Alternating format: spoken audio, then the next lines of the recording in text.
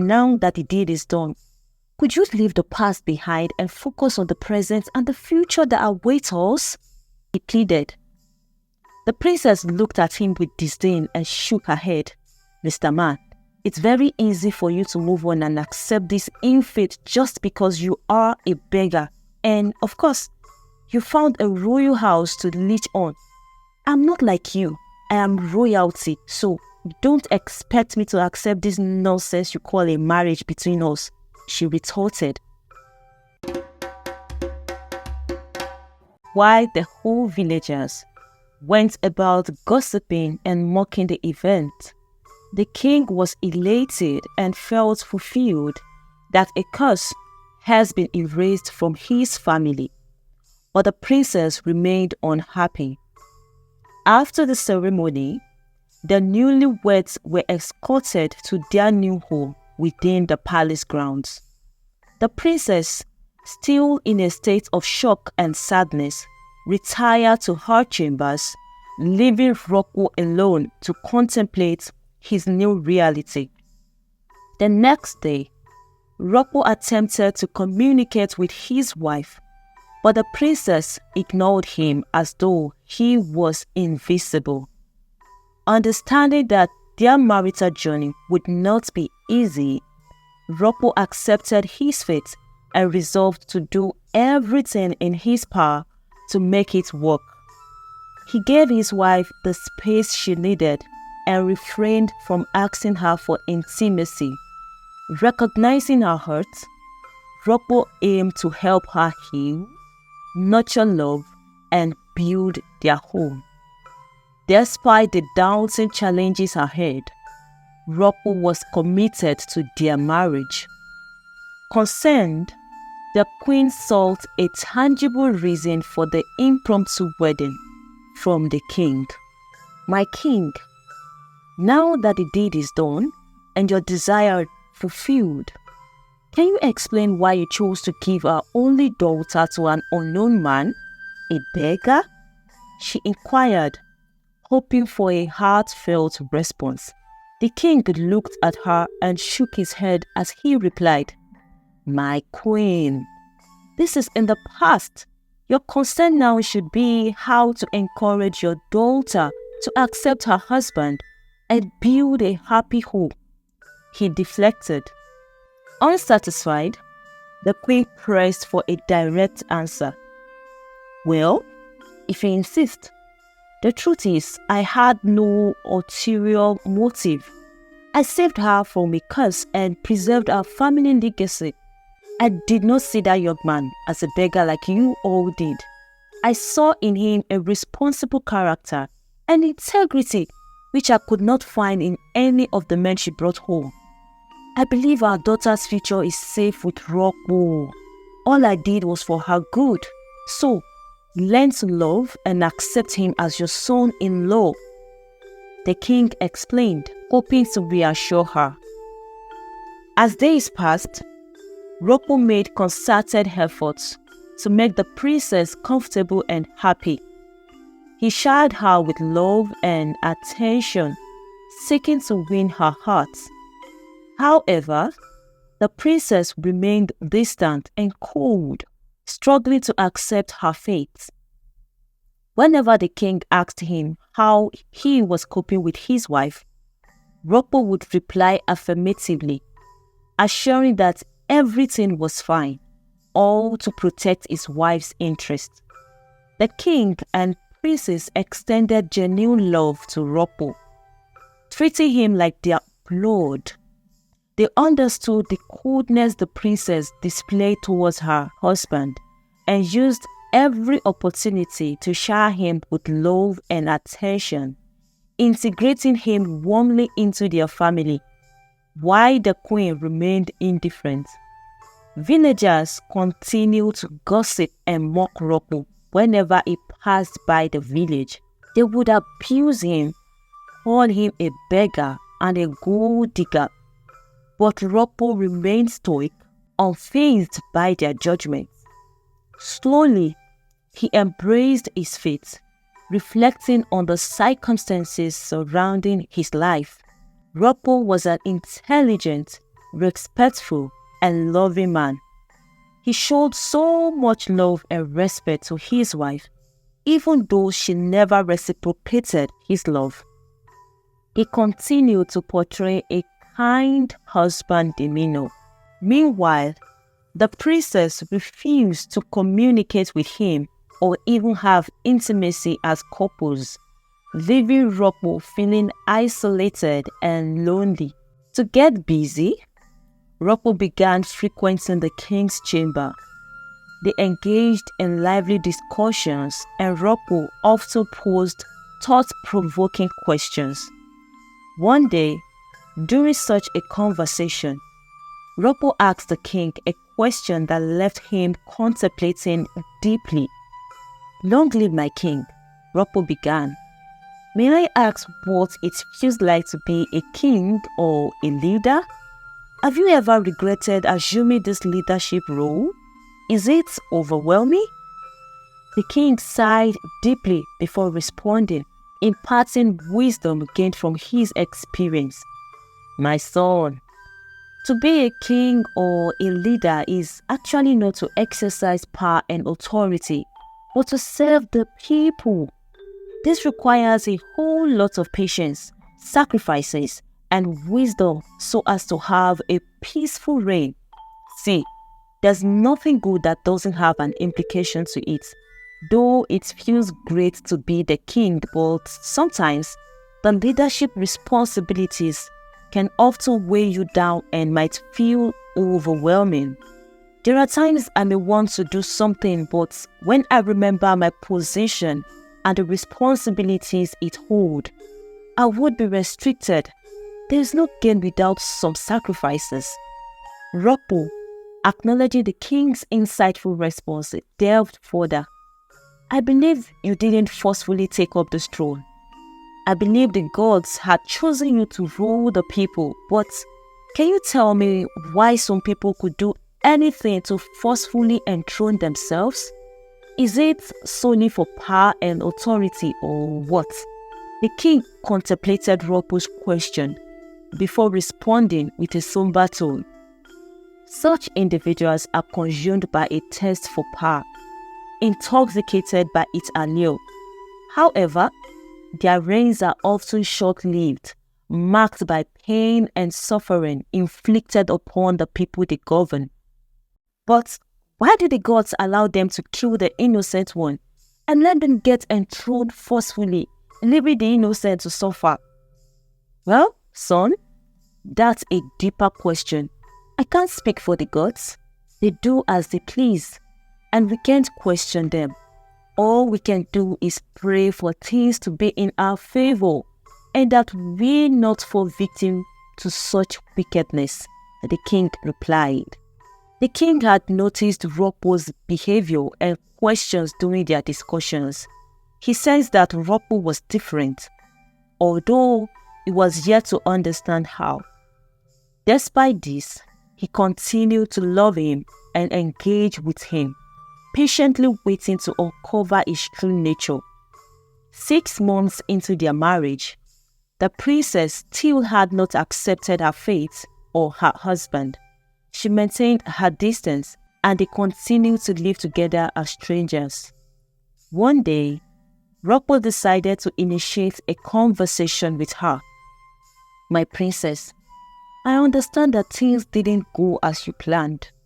I'm certainly not the man you dreamed of marrying, but now that the deed is done, could you leave the past behind and focus on the present and the future that awaits us? We both know you cannot change the past, so why not focus on the present?" he pleaded. The princess looked at him with disdain and shook her head. "Mr. Man, it's very easy for you to move on and accept this ill-fate just because you are a beggar. And, of course, you found a royal house to leech on. I'm not like you. I am royalty, so don't expect me to accept this nonsense you call a marriage between us," she retorted. Ropo was heartbroken by her words. He almost cried, but remembered he shouldn't appear vulnerable or weak, lest the princess take advantage of him. He smiled instead, pretending her words didn't affect him. and replied calmly, "Well, I don't know what you think of me, but regardless, you should never insult or demean people based on their circumstances. You may see me as a beggar, but the sooner you accept that I am now your husband, the better. If you still think so little of me as to call me a beggar, then I wonder if you are any better than the villagers who mock me. I didn't pray for this situation, but life happens, and we are now joined together. I have accepted my fate, and you should too." Princess Adejoke felt a bit of remorse at his words and then mumbled, "But I don't love you. How do you expect me to accept such a fate?" "Yes, you may not love me," Rokpo replied. "It's because you have failed to stop seeing me as a beggar. You shut your eyes and heart against me and only focused on the fact that I was a beggar. Love is not a feeling. Love is a conscious decision and choice. If you choose to love me, you will love me because love is a seed. You must plant it and be devoted to watering and nurturing it before it can start growing. In spite of your attitude towards me, I made the conscious decision to love you right from our wedding day. So, love is a choice, and the choice is yours to make." The princess felt different that day. She couldn't take her mind off her husband's words. Although she still maintained her distance, slowly she began to consider all that Rokpo had said. Rokpo, who had felt really bad about the princess calling him a beggar, decided to find something else to keep him busy and clear his mind daily. He thought, "I need to get myself busy with something lucrative. When I'm settled, I could leave the palace and get a house in the village to start building my family." The next day, Rokpo went to the king and made a request. "My king, I appreciate you for all you've done for me. Thank you so much for taking me as your own and not treating me like a beggar." The king immediately interrupted him. "Come on, would you stop that? You're not a beggar. Even a beggar is human. Life happens to people, so we have no right to think less of anyone. I'm sorry, my king. Thank you for the correction. I just want to appreciate you and make a humble request." Rokpo continued. "Go ahead," the king said. "Please, my king, can I request that you give me a portion of land where I can farm?" "But why? Are the maids not giving you all you need? Is anyone treating you badly in this palace?" the king inquired. No, my king, no." "Then why do you want to start farming? You don't have to go about stressing yourself to start cultivating on a farm. If you lack anything, you can always ask me, and I will make them available to you. I do not want you to stress. You are now royalty as well. I just want something to keep myself busy. My king, please, do not deny me of this." The king gave him a large piece of land and asked him to do whatever he wanted with it. The next day, Rokpo began tending to the farm every morning and returned late in the evening.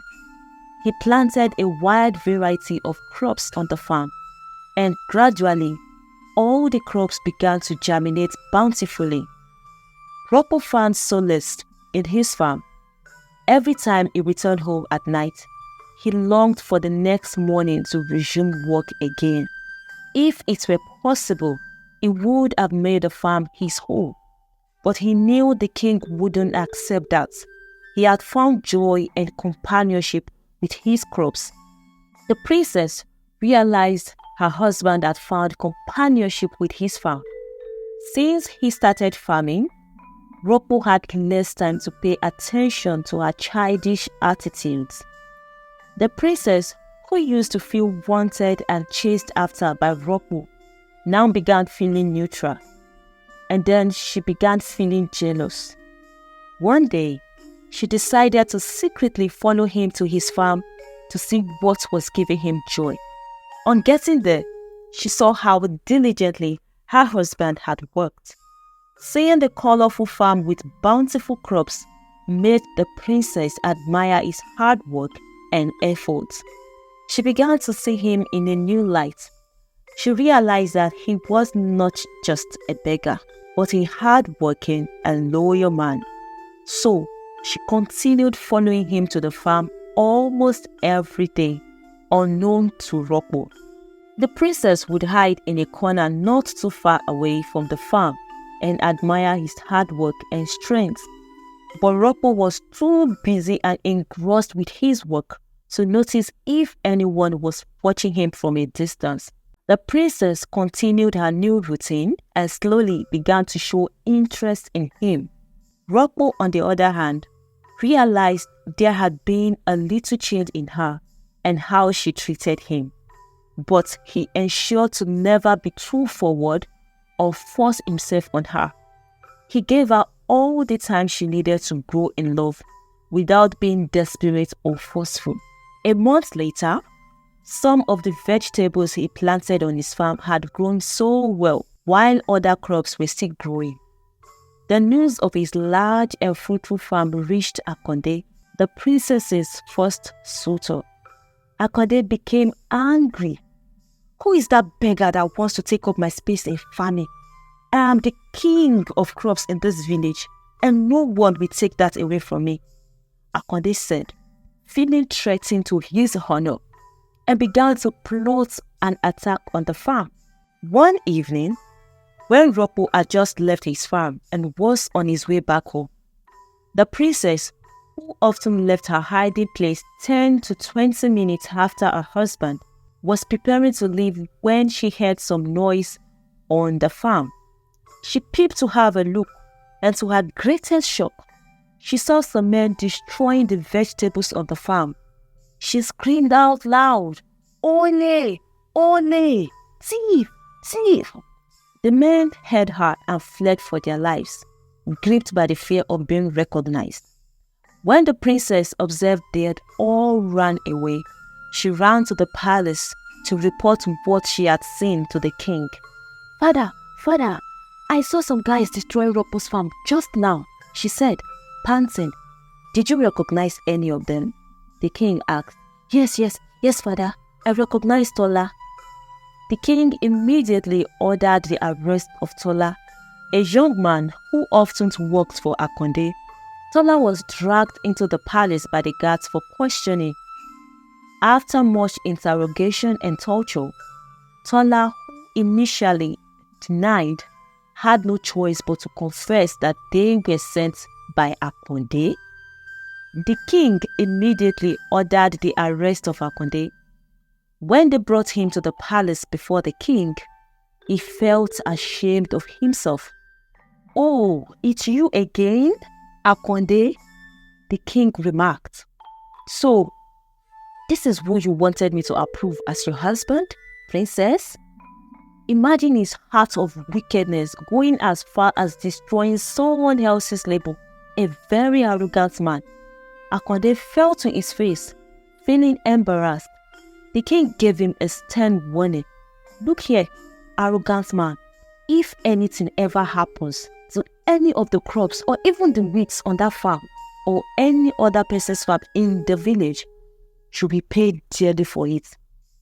Akonde apologized for his wrongs, claiming he did it out of jealousy. He promised never to cause any harm again. Later that night, Rocco heard about the incident that happened on his farm. He appreciated the king for his help. When he heard that the princess had caught them and reported, he was shocked. In great surprise, he met the princess. "Princess, I heard you caught those destroyers on the farm. How did you do it?" "Is that the thank you I should get from you?" the princess replied, smiling sheepishly. "Oh, I'm sorry. Thank you so much, my princess. So now, please tell me, how did you do it? Were you on the farm or what?" In response, the princess began by apologizing for how she had treated him for the past 8 months of their marriage. "My husband," she began, her voice as soft as a gentle breeze. Rocco was confused at her addressing him as her husband. The princess continued, I'm deeply sorry for how I've wrongly judged and treated you. Please, find it in your heart to forgive me. Well, now I think I can say that I've seen what my father saw in you. I've been following you to the farm almost every day for the past few weeks. I was just about to leave the farm after you left when I saw the guys destroying your vegetables. Rocco, I admire your strength, integrity, resilience, and good conduct. You are such a responsible and respectful man. For the past months, you never even tried to ask me for intercourse. You respected me and helped me heal. I am deeply sorry for how I have treated you. You are indeed very different and special. Permit me to humbly request that we start afresh. Rocco remained shocked at her confession. Elated, he quickly replied, Yes, my love, let's start afresh. I love you. For the first time since they got married, Rocco and the princess confessed love to one another and slept on the same bed. The next morning, Rocco woke up with beautiful songs on his lips. The joy and love in his heart began to find full expression as it could not be hidden. As he sang sonorously, the princess was amazed to discover that her husband was also a good singer. That morning, even the king was able to detect that there was a shift in their union. He watched as Rocco radiated love all over his face. Rocco and his wife began to bond and grow in love so much that the king was happy that he indeed made the right choice for his daughter. He saw the princess, who had been sad for the past 8 months, now happy and manifesting love. Rocco and his wife continued going to the farm together, bonding even faster than imagined. Rocco was romantic and playful. After working on the farm, they would play around, running after each other like little children. They laughed together and worked so hard to continue growing their love and bond. Over time, their love grew stronger and they became inseparable. The villagers who had once mocked their union began to admire the couple's devotion to each other. They saw that true love knows no boundaries and can overcome any obstacle. Rocco was blessed with good produce from the farm. Whenever he harvested any of his crops, he would carry them to the village and joyfully share them with the less privileged. His acts of kindness reached the king's ears, and he was glad he made the right choice for his daughter. Those who had mocked Rocco and called him a beggar now tried everything to come closer to him and be his friend. One special day, the king received some strange visitors from a distant village. While they introduced themselves, they said, "Long live my king. We are from Obara village, and we have been led here by the gods. We know that what we seek is right in this palace." The king became confused at their proverbial mode of communication. "Please, what do you seek and how may I help you?" the king inquired. While they were about to speak, Rocco and his wife walked in, and immediately the visitors sighted him. They hurriedly fell flat on their chests and chorused, "Kábíyèsí o." King Adejumo was shocked. He began to wonder how Rocco had suddenly become a king. The king felt really disappointed that Rocco had hidden his true identity from him after all this time of taking him as a son.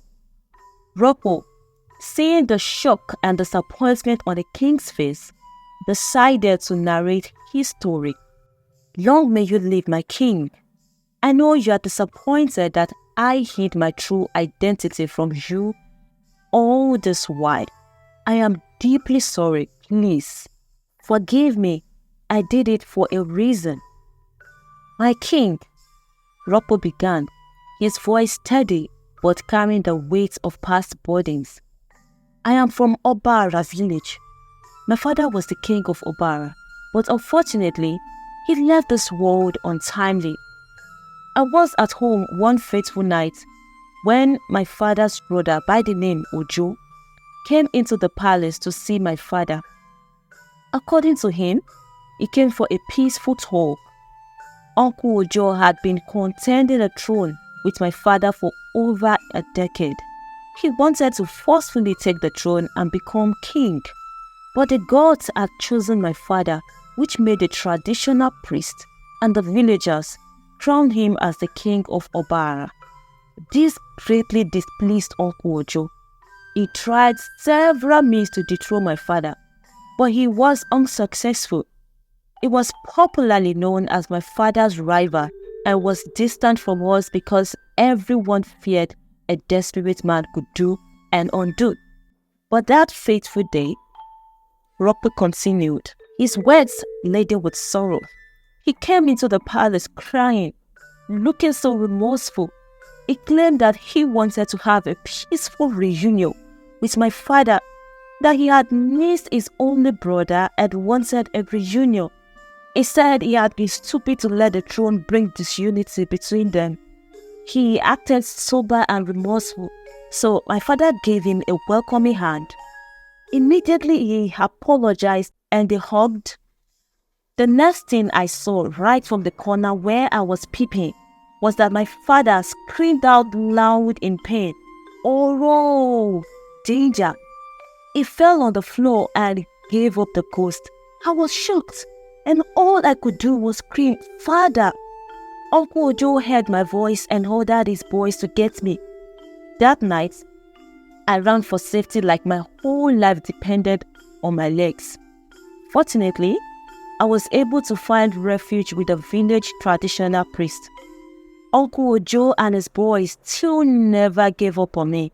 He came searching for me at the priest's house, but luckily, I was shielded by the priest's power. They searched all around and couldn't find me, even though I was inside the house. The next day, Ropo recounted, his voice trembling slightly with the memories. The priest fortified me and suggested I leave the village for another place because my enemies wouldn't stop chasing after me until they saw my end. He encouraged me to stay strong and assured me that the gods would lead me aright, and they would come get me when the battle was over because I was the rightful heir to the throne after my father. I left for a nearby village and stayed with a family the priest had recommended for me. Ropo continued, his gaze distant as he revisited the past.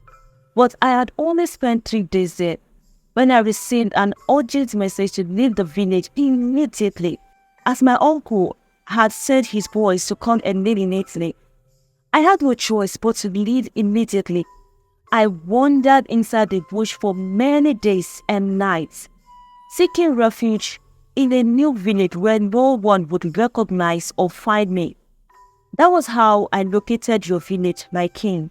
I hadn't eaten for some days while in the bush until I got here. That was why I came straight to the palace to beg for food. So, that was my story.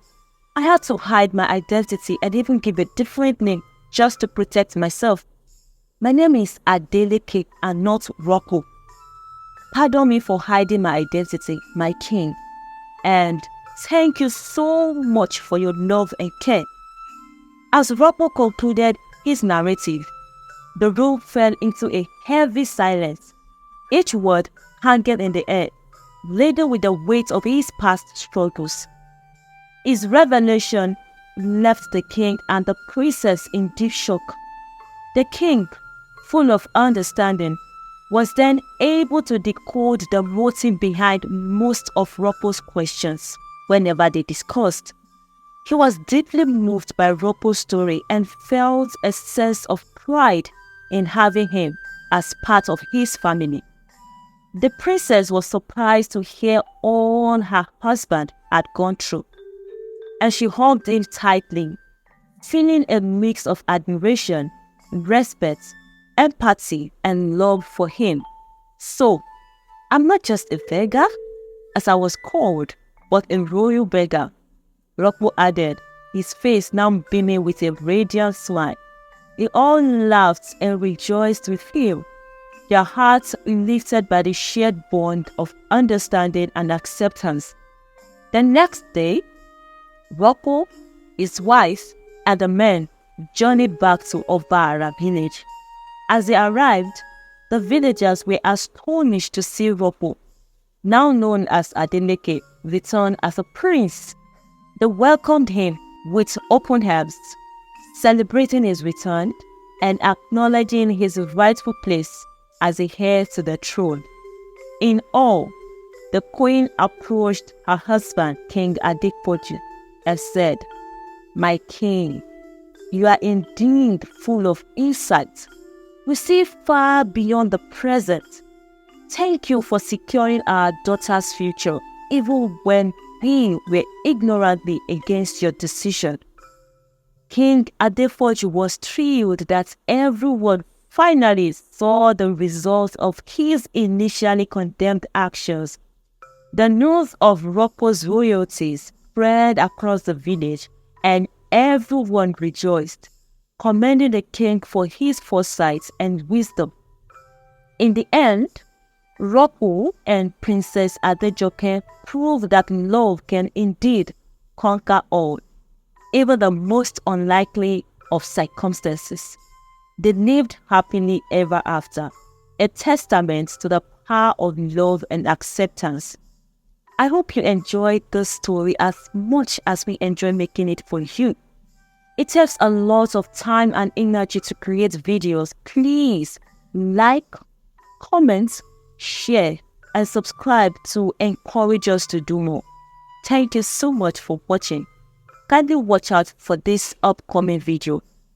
Till we see you in the next video. Bye.